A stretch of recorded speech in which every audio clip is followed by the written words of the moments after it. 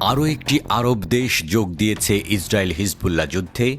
ইসরায়েলে ইরানের হামলার কয়েকদিনের মধ্যেই এই সংঘাতে জড়িয়েছে আরও একটি মুসলিম দেশ। তবে কি মুসলিম বিশ্বেও বইতে শুরু করেছে ঐক্যের সুর?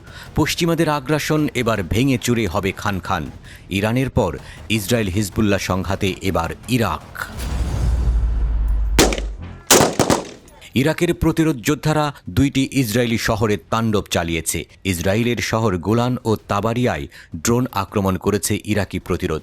এই হামলার দায় স্বীকার করে বিবৃতি প্রকাশ করেছে ইসলামিক রেজিস্ট্যান্স ইন ইরাক। 10 ঘণ্টার ব্যবধানে 3টি হামলা চালানো হয়েছে।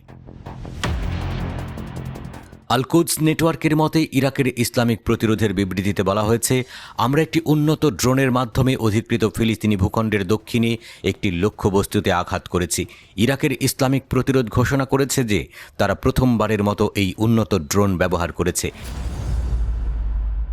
এই বিবৃতির ধারাবাহিকতায় জোর দিয়ে বলা হয়েছে, আমাদের মুজাহিদিনরা আরও তীব্রতার সাথে শত্রুর অবস্থান লক্ষ্য করতে এই নতুন ড্রোন ব্যবহার করতে থাকবে।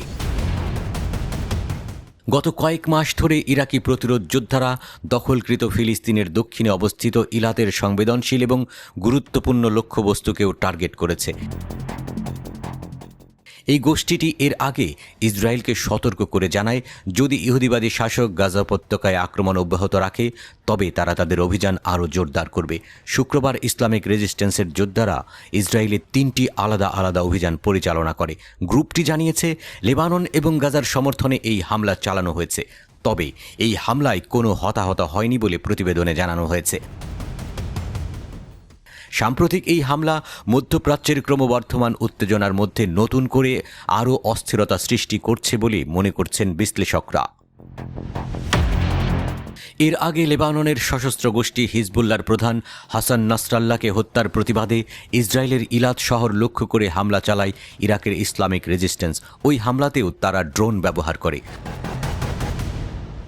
যুক্তরাষ্ট্রকেও কঠোর হুঁশিয়ারি দিয়েছে ইরাকের ইরানপন্থী সশস্ত্র গোষ্ঠী রেজিস্ট্যান্স কোঅর্ডিনেশন কমিটি।